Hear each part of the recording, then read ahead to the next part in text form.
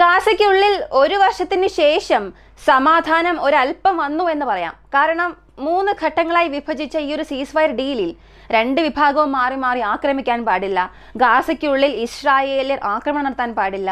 Israel ഹോസ്റ്റേഴ്സിനെ ആരെല്ലാമാണോ Hamas പിടിച്ചു വെച്ചിരിക്കുന്നത് അവരെ എല്ലാം തന്നെ റിലീസ് ചെയ്യണം. ഇങ്ങനെ 3 ഘട്ടങ്ങളായി വിഭജിച്ച ഈ ഒരു സീസ് ഫയറിന്റെ ആദ്യ ഘട്ടം ഇപ്പോൾ തുടങ്ങിയിട്ടുണ്ട്. അപ്പോൾ ഈ ഒരു പദ്ധതിയിൽ ആദ്യത്തെ ദിവസം, 7-ാം ദിവസം, 9-ാം ദിവസം ഇങ്ങനെ ഓരോ വിഭാഗത്തിലും 3 ഹോസ്റ്റേഴ്സിനെ വെച്ച് റിലീസ് ചെയ്യണം. അങ്ങനെ ഇന്നലെ 3 പേരെ റിലീസ് ചെയ്യാൻ പോകുമെന്ന് ഹമാസ് അറിയിച്ചിരുന്നു.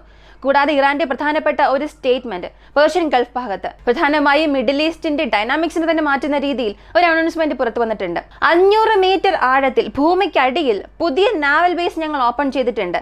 ഇതുവഴി ഞങ്ങളുടെ പക്കലുള്ള സിൽഫിക്കൽ ഡ്രോൺസ് ഉപയോഗിച്ച് വെറും 3-4 ഡ്രോൺസ് ഉപയോഗിച്ച് ഞങ്ങൾക്ക് അമേരിക്കയുടെ വിമാനവാഹിനി കപ്പലുകളെ ആക്രമിക്കാൻ കഴിയുമെന്ന് ഒരു പുതിയ ക്ലെയിം നടത്തി.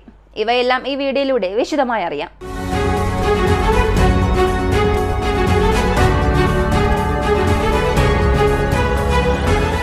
ഹമാസിനെ കുറിച്ചുള്ള അപ്ഡേറ്റ്സ് ആദ്യം അറിയാം. ഹമാസിനെ സംബന്ധിച്ച് ഒരുപാട് സ്ഥലങ്ങളിൽ ഒരുപാട് ദിവസമായി ഹമാസിന്റെ പ്രധാനപ്പെട്ട ചില നേതാക്കൾ പുറത്ത് വന്നിട്ടേ ഇല്ലായിരുന്നു. ഇസ്രായേലിലെ ചില വാർത്താമാധ്യമങ്ങളും പലസ്തീനിലെ ചില വാർത്താമാധ്യമങ്ങളും ഇതൊക്കെ പറഞ്ഞിരുന്നു. ഒരുപാട് ദിവസമായി ഇവരെ പുറത്തൊന്നും കാണാനേ സാധിച്ചില്ല. എന്നാൽ ഈ സീസ് ഫയർ ആരംഭിച്ചത്, അതിന്റെ ഒരു ആദ്യത്തെ ഘട്ടം ആരംഭിച്ചതോടുകൂടി ഇങ്ങനെ പലരും പുറത്തു വരാൻ തുടങ്ങിയിട്ടുണ്ട്. അപ്പോൾ ഇസ്രായേലിന്റെ ഒരു വലിയ പരാജയമായി ഇത് മാറിയിട്ടുണ്ട്.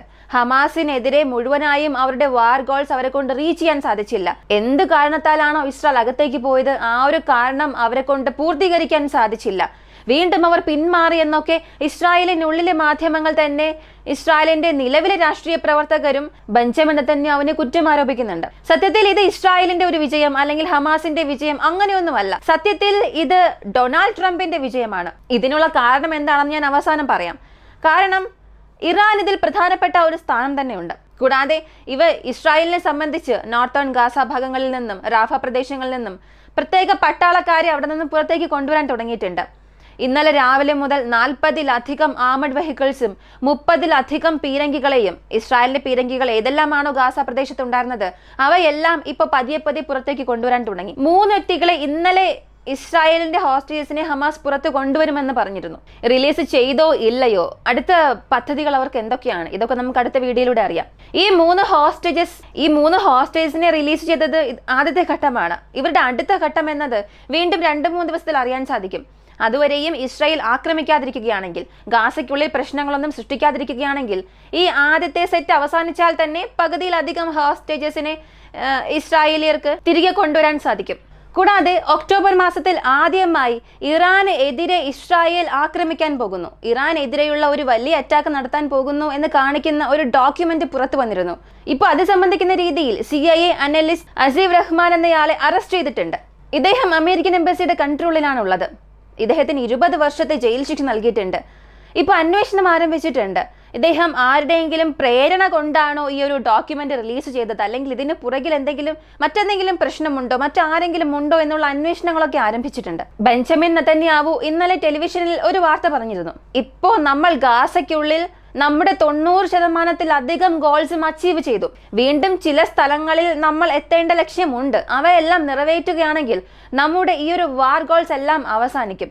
നമ്മൾ എന്ത് കാരണത്താലാണോ ഗാസയ്ക്കുള്ളിൽ പോയത് അതെല്ലാം നമുക്ക് പൂർത്തിയാക്കാൻ സാധിക്കും. അപ്പോൾ ഇസ്രായേൽ അതൊന്നും അവസാനിപ്പിക്കാതെ ഒരിക്കലും അടങ്ങില്ല. ഇതിനിടയിൽ ആരെങ്കിലും ഇസ്രായേലിന് വീണ്ടും ചൊറിയണമെന്നൊക്കെ ചിന്തിച്ചാൽ, അല്ലെങ്കിൽ ഇസ്രായേലിനോട് എന്തെങ്കിലും പ്രശ്നങ്ങൾ നൽകാൻ ശ്രമിച്ചാൽ അവർക്കായിട്ടുള്ള റിട്ടാലിയേഷനും ഞങ്ങളെ കൊണ്ട് നൽകാൻ കഴിയുമെന്നും പറഞ്ഞു. സത്യത്തിൽ ഇവരിവിടെ ചൂണ്ടിക്കാണിച്ചിരിക്കുന്നത് ഹൂതീസിനെയാണ്. കാരണം ഇന്നലെ ഹൂതീസ് വീണ്ടും ഒരു ബാലിസ്റ്റിക് മിസൈൽ ആക്രമണം ഇസ്രായേൽ നടത്തിയിട്ടുണ്ട്. ഇതിൽ 2 ബാലിസ്റ്റിക് മിസൈൽസും ഹൂതീസിന്റെ ലാൻഡിൽ നിന്നും പോയ ഈ മിസൈൽസ് ഒന്ന് ടെല്ലവീവിന്റെ എയർ സ്പേസിനുള്ളിൽ വെച്ച് ഇന്റർസെപ്റ്റ് ചെയ്യുന്നു. മറ്റൊന്നിനെ ഇസ്രായേലിന്റെ എയർ സ്പേസിൽ നുഴയുന്നതിന് മുൻപ് തന്നെ ഇസ്രായേലിന്റെ എയറോ ഡിഫൻസ് സിസ്റ്റം വഴി ഇന്റർസെപ്റ്റ് ചെയ്തതായും പറയുന്നു. ഈ സീസ് ഫയർ ഡീൽ ഉണ്ടായതിനു ശേഷം ഇവരിങ്ങനെ ഒരു ആക്രമണം നടത്തി എന്നുള്ളത് മാത്രമല്ല, അവരൊരു പ്രസ്താവനയും പറഞ്ഞു. ഇസ്രായേലിനെ ഞങ്ങളെ കൊണ്ട് വിശ്വസിക്കാനേ സാധിക്കില്ല. കാരണം ഇസ്രായേലിനെ സംബന്ധിച്ച് അവർ ഗാസ ജനങ്ങളെ തെറ്റിദ്ധരിപ്പിച്ചു കൊണ്ടിരിക്കുകയാണ്. ഗാസ ജനങ്ങൾക്ക് അവർ എത്രത്തോളം നാശമുണ്ടാക്കാൻ കഴിയുമോ അതെല്ലാം നൽകുകയും ഇപ്പോ ഇസ്രായേലിനെ മോചിപ്പിക്കാനുള്ള ഒരു നാടകം കളിക്കുകയാണ്. ഇതിൽ ഇസ്രായേലിന്റെ യഥാർത്ഥ മുഖം പുറത്തു കൊണ്ടുവരാൻ ഞങ്ങൾ എന്തും ചെയ്യും. ഇതുവരെയും ഇസ്രായേൽ ചെയ്ത തെറ്റുകൾക്ക് ഈ മിസൈലിലൂടെ ഞങ്ങൾ ശിക്ഷ നൽകുമെന്നും അവർ ഒരു പ്രസ്താവനയിൽ പറഞ്ഞു. കൂടാതെ ഇതിന് ശേഷം ഇത് തുടരുമെന്നും പറഞ്ഞു. അപ്പൊ ഇസ്രായേലിനെ സംബന്ധിച്ച് ഈ സീസ് ഫയർ ഡീൽ പകുതിയിൽ അവസാനിക്കുകയാണെങ്കിൽ ഈ ഹോസ്റ്റേഴ്സിനെ തിരികെ കൊണ്ടുവരിക എന്നുള്ളത് അസാധ്യമായ ഒരു കാര്യമാണ്. കാരണം ഇതിനകം തന്നെ ധാരാളം പേർ അവിടെ മരിച്ചു. ഇപ്പൊ എത്ര പേരവിടെ ഉണ്ട്, എത്ര പേരുടെ മൃതദേഹം അവിടെ ഉണ്ട് ഒന്നും അറിയില്ല. ആദ്യഘട്ടം അവസാനിച്ചതിന് ശേഷം മാത്രമേ അറിയാൻ കഴിയൂ. കാരണം ആദ്യഘട്ടത്തിൽ പുറത്തേക്ക് വരുന്ന 33 പേരും ജീവനോടുകൂടി വരും എന്ന് പറഞ്ഞു. അപ്പൊ ഫസ്റ്റ് ഫേസ് അവസാനിക്കുന്നത് വരെ യാതൊരു പ്രശ്നവും ഉണ്ടാകാതിരുന്നാൽ മാത്രമേ ഇസ്രായേലിനെ കൊണ്ട് ഒരു പരിധിവരെയും ബന്ധികളെ തിരികെ കൊണ്ടുവരാൻ കഴിയൂ. അടുത്ത ഇറാന്റെ കാര്യത്തിലേക്ക് വരാം. ഞാൻ ആദ്യമേ പറഞ്ഞു ഈ ഒരു സീസ് ഫയർ കാരണം വിജയം ലഭിക്കാൻ പോകുന്നത് ഇസ്രായേലിനോ ഹമാസിനോ അല്ല, ഡൊണാൾഡ് ട്രംപിനാണെന്ന്. ഇതിൽ ആർക്കെങ്കിലും അഭിപ്രായ വ്യത്യാസം ഉണ്ടോ എന്നറിയില്ല. ഇങ്ങനെ പറയാനായിട്ടുള്ള കാരണം ഇപ്പോ ഇറാനും റഷ്യയ്ക്കും ഇടയിൽ ഒരു പ്രധാനപ്പെട്ട സുരക്ഷാ കരാർ ഒപ്പിട്ടിട്ടുണ്ട്. മറ്റൊരു ഭാഗത്ത് ഗാസ ഡീൽ സംഭവിച്ചു തന്നെ ഇറാന്റെ ന്യൂക്ലിയർ സൈറ്റ്സിനെ ഇസ്രായേൽ ആക്രമിക്കുന്നതിന് ഒരു ഗ്രീൻ സിഗ്നൽ നൽകാനാണ് എന്നുള്ള രീതിയിലും പല വാർത്തകൾ പുറത്തു വരുന്നുണ്ട്. നിങ്ങൾ നോക്കിയാൽ ഇതെല്ലാം ഒന്നോടൊന്ന് ഇന്റർ കണക്ട് ആകും. ഇതിന്റെ ഒരു ആദ്യ ഘട്ടമായി പേർഷ്യൻ ഗൾഫിലുള്ള ഒരു നാവൽ ബേസ് സീക്രട്ട് ലൊക്കേഷൻ ആണത്. അവിടെ ഏകദേശം 500 മീറ്റർ ആഴത്തിൽ ഭൂമിക്കടിയിൽ ഞങ്ങളുടെ ഒരു നാവൽ ഡ്രോൺ ബേസ് ഞങ്ങൾ അവിടെ തുറന്നിട്ടുണ്ട്. അവിടെ സുൽഫിക്കർ എന്ന ഞങ്ങളുടെ പ്രധാനപ്പെട്ട അതിനവീന നാവൽ ഡ്രോൺസ് ഞങ്ങൾ നിർമ്മിച്ച് സർവീസിൽ എൻ്റർ ചെയ്ത് റെഡിയാക്കി വെച്ചിട്ടുണ്ട്. ആ ഒരു ബേസിനെ അമേരിക്ക കൊണ്ടൊന്നും ചെയ്യാൻ സാധിക്കില്ല. അമേരിക്ക എന്നല്ല, വെസ്റ്റേൺ പാർട്ട്നേഴ്സിനെ കൊണ്ട് ഒന്നും തന്നെ ചെയ്യാൻ സാധിക്കില്ല. അതിൽ ഒരു ന്യൂക്ലിയർ സ്ട്രൈക്ക് നടത്തിയാലും ഈ ഒരു ബേസിന് ഒന്നും തന്നെ സംഭവിക്കില്ല എന്ന് വളരെ പുകഴ്ത്തി അതിനെ സംസാരിച്ചു. മറ്റൊരു കാര്യം പറഞ്ഞത് വെറും 3 അല്ലെങ്കിൽ 4 ഡ്രോൺസ് മാത്രം മതി. ഈ ഡ്രോൺസ് അമേരിക്കയുടെ യുദ്ധക്കപ്പലുകൾക്ക് അല്ലെങ്കിൽ വിമാനവാഹിനി കപ്പലുകൾക്ക് എതിരയച്ചാൽ ഈ 4 ഡ്രോൺസും പോയി ഒരേ പോയിന്റ് ഓഫ് ഇമ്പാക്ട് സൃഷ്ടിച്ചാൽ തീർച്ചയായും ആ ഒരു വിമാനവാഹിനി യുദ്ധക്കപ്പലുകളെ ഞങ്ങളെ കൊണ്ട് നശിപ്പിക്കാൻ സാധിക്കും. സത്യത്തിൽ ഇതൊരു വലിയ പ്രസ്താവനയാണ്. ഒരു എയർക്രാഫ്റ്റ് കാരിയറിനെ ആക്രമിക്കുക സാധാരണ കാര്യമല്ല. റഷ്യ ഉക്രൈൻ യുദ്ധത്തിൽ തന്നെ കണ്ടിട്ടുണ്ടാകും. ഉക്രൈൻ മഗുറ ക്ലാസ് ഡ്രോൺസ് ഉപയോഗിച്ച് റഷ്യയുടെ ഒരുപാട് കപ്പലുകളെ ആക്രമിച്ചിട്ടുണ്ട്. ഡെസ്ട്രോയേഴ്സിനെയും ക്രൂയിസേഴ്സിനെയും ആക്രമിച്ചിട്ടുണ്ട്. എന്നാൽ ഡെസ്ട്രോയേഴ്സിനെയും നോർമലായിട്ടുള്ള മിസൈൽ ബോട്ട്സിനെയും ആക്രമിക്കുക മുഴുവനായും വേറൊരു കാറ്റഗറിയാണ്. അതിന്റെ സ്റ്റീൽ തിക്നെസ്, അതിന്റെ ഇമ്പാക്ട് സൈസ് ഇതെല്ലാം വളരെ വ്യത്യസ്തമാണ്. 2-3 ഡ്രോൺസ് വെച്ച് ആക്രമിച്ചാൽ മാത്രമേ മുഴുവനായും ഒരു കപ്പലിനെ മുക്കിക്കളയാൻ തന്നെ സാധിക്കൂ. ഒരുപാട് ഉക്രൈൻ ഡ്രോൺസ് റഷ്യൻ ബോട്ട്സിനെ ഡാമേജ് ചെയ്ത് റഷ്യ അത് തിരികെ കൊണ്ടുപോയ കഥകളൊക്കെ ഉണ്ട്. അപ്പോൾ ഇങ്ങനെയുള്ള ഈ ഒരു സംഭവങ്ങളിൽ വെറും 4 നാവൽ ഡ്രോൺസ് വെച്ചുകൊണ്ട് ഒരു എയർക്രാഫ്റ്റ് കാരിയറിനെ ആക്രമിക്കാൻ, നശിപ്പിക്കാൻ കഴിയും എന്ന് പറഞ്ഞാൽ എന്നെ സംബന്ധിച്ച് അതൊരു ഇമ്പോസിബിൾ ആയ കാര്യമാണ്. ഒരുപക്ഷെ അവർ ഇങ്ങനെ പറഞ്ഞതിന് പാനിക് ഒരു കാരണമായിരിക്കാം. കാരണം ഡൊണാൾഡ് ട്രംപിനെ സംബന്ധിച്ച് ഇറാനുമായി ഒരു നോർമലൈസേഷന് ഒരിക്കലും വരില്ല. ഇറാൻ ആയാലും ചൈന ആയാലും ഈ 2 വിഭാഗത്തിനും പ്രധാനപ്പെട്ട ഒരു ശത്രു ആരാണെന്ന് ചോദിച്ചാൽ ഡൊണാൾഡ് ട്രംപിനെ തന്നെ പറയാം. അപ്പൊ ഇങ്ങനെ ഒരു വ്യക്തി നാളെ ഭരണത്തിൽ വരാൻ പോവുകയാണ്. ഇറാന് എതിരെയുള്ള സ്ട്രൈക്സിന് ഇസ്രായേലിന് അപ്രൂവൽ നൽകുന്നതിന് വേണ്ടിയാണ് അവിടെ ഗാസയിൽ സീസ് ഫയർ കൊണ്ടുവന്നത് എന്ന്. അപ്പോൾ ഇവിടെ മറ്റൊരു കാര്യം, റഷ്യയ്ക്കും ഇറാനും ഇടയിൽ ഒരു സെക്യൂരിറ്റി ഡീലും കരാറായിട്ടുണ്ട്.